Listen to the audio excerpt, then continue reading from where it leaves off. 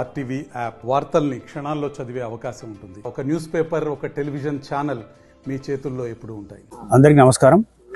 ఈరోజు మనం రాష్ట్ర ప్రభుత్వ ఆదేశాల మేరకు రాష్ట్ర వ్యాప్తంగా అన్ని జిల్లాలలో అన్ని గ్రామాలలో రెవెన్యూ సదస్సులు నిర్వహించుకోమని మనకు స్టేట్ గవర్నమెంట్ నుంచి ఉన్నటువంటి ఆదేశాల మేరకు మన యాదాద్రి భువనగిరి జిల్లాలో కలెక్టర్ గారి ఆదేశాల మేరకు ఈరోజు ఇక్కడ బీబీ నగర్ మండల్ మహాదేవ్పూర్ రెవెన్యూ విలేజ్లో మనం రెవెన్యూ సదస్సు నిర్వహించుకుంటున్నాం. మనకేంటంటే గత 10 సంవత్సరాల నుంచి ఎప్పుడు కూడా రెవెన్యూ సిబ్బంది గ్రామాలకు వెళ్ళినటువంటి దాఖలాలు లేవు. ఈ రెవెన్యూ సదస్సులు గ్రామంలో విచారణ అనేది లేకుండా పోయిండే. ఇప్పుడు మళ్ళీ తిరిగి ఈ ప్రజాప్రభుత్వం రీసెంట్గా ఈ యొక్క భూభారతి చట్టాన్ని నంబర్ 1 యాక్ట్ 2025 భూభారతి చట్టాన్ని తీసుకొచ్చి ప్రజల వద్దకే రెవెన్యూ సేవలు అనే దృక్పథంతో గ్రామాలకు ఎంటైర్ ఆ గ్రామానికి చెందిన రికార్డ్స్ తీసుకొని వచ్చి ఇక్కడనే ప్రజల ద్వారా మాన్యువల్ అప్లికేషన్స్ తీసుకొని దాన్ని తహసీల్దార్ లాగిన్లో ఒక సిటిజన్ లాగిన్ క్రియేట్ చేయడం జరిగింది. అదే గతంలో ధరణికి ఇప్పుడున్నటువంటి భూభారతికి డిఫరెన్స్ ఏంటంటే, గతంలో ధరణిలో అయితే కామన్ మ్యాన్ వెళ్ళి సిటిజన్ లాగిన్లో మీ సేవలో అప్లై చేసుకోవాలి. ఒక్కొక్క అప్లికేషన్కు 1100 నుంచి 1200 రూపాయలు వాళ్ళు తీసుకునేది. చిన్న దానికి పేరు కరెక్షన్, సర్నేమ్ కానీ, జెండర్ కానీ, ఏజ్ కానీ, అంటే ఒక చిన్న తప్పులు దానికి కూడా ఒక 1200 రూపాయలు మీ సేవలో పే చేసి అప్లికెంట్ పెట్టుకునేది. వాటిని పూర్తి స్థాయిలో విచారణ చేయకుండానే చాలా సందర్భాల్లో తిరస్కరించడం జరిగింది. అట్లా అతను ఇక్కడ రిజెక్ట్ అవుతూ ఉండేది, మళ్ళీ పెడతా ఉండేది. కానీ ఇప్పుడు ధరణిలో భూభారతి చట్టంలో ఆ విధంగా కాదు, గ్రామాలకే వస్తున్నారు, రైతుల చెంతకే యంత్రాంగం వస్తుంది, మొత్తం రికార్డు వస్తుంది, సిస్టమ్స్ తీసుకొస్తున్నాం ఇక్కడికే. మీరు ఏదైతే మాన్యువల్గా ఈ భూభారతిలో ఒక దరఖాస్తు ఇస్తే ఆయన సమస్యని, ఆ యొక్క అప్లికేషన్ని తహసీల్దార్ లాగిన్లో సిటిజన్ లాగిన్కి తహసీల్దారే అప్డేట్ చేయడం జరుగుతుంది.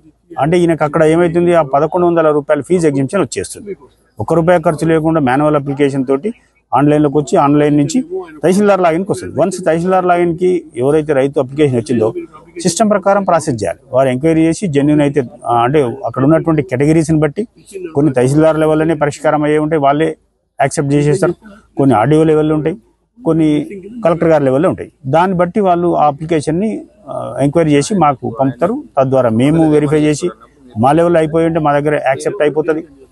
లేదు మా పరిధి అంటే ఇంకా స్టెప్స్ ఉన్నాయి అంటే నెక్స్ట్ కలెక్టర్ లెవెల్కి వెళ్తుంది. ఒకటి, ఒకవేళ ఎవరిదైనా అభ్యర్థిది ఇది చేయకూడని పని అంటే, ఒకవేళ దాంట్లో లేదు, ఆయన పెట్టినటువంటి అప్లికేషన్ ప్రకారం ఆయనకి ఎలాంటి టైటిల్ లేదు, హక్కులు లేవు, అబ్జెక్షనబుల్ అయి ఉందనుకోండి, ఆయనకు విత్ కారణాల చేత ఒక ఎండార్స్మెంట్ ఇవ్వడం జరుగుతుంది. ఈ యొక్క అప్లికేషన్ని ఈ క్రింది కారణాల చేత తిరస్కరించని అయినది. ఇంత స్పష్టంగా గతంలో మనకు ధరణిలో ఏంటంటే అప్లికేషన్ పెట్టగానే సింప్లీ రిజెక్ట్ అని వచ్చేది, ఆయనకు ఒక మెసేజ్ పోయేది, your application is rejected, reasons not available అని ఒక కిందంగా క్యాప్షన్ వచ్చేది. ఇప్పుడు అట్లా కాదు, మీరు ఇచ్చినటువంటి దరఖాస్తుని ఎందుకు తిరస్కరిస్తున్నామో స్పష్టమైనటువంటి రిమార్క్స్ రాసి మాన్యువల్గా ఆ యొక్క అధికారి సంతకంతో అప్లికెంట్కి ఇవ్వడం జరుగుతుంది. దాన్ని పరిశీలించుకున్న తర్వాత ఆయన మళ్ళీ అప్లికేషన్ చేయడాలు బంద్ చేస్తాడు. ఒకవేళ అబ్జెక్షన్ వాళ్ళది క్లియర్గా చేయగలిగింది ఉందనుకోండి, ఆటోమేటిక్గా అయిపోతుంది. ఇప్పుడు అంతకుముందు ఉన్న సిస్టమ్ అదే, ధరణిలో రికార్డులలో పేరుంది, పహనీలో ఉంది, అన్నీ ఉన్నాయి, పాస్బుక్ రాలే, ఆయన పోయి అప్లై చేస్తే పాస్బుక్ ఇచ్చే వెసులుబాటు లేదు.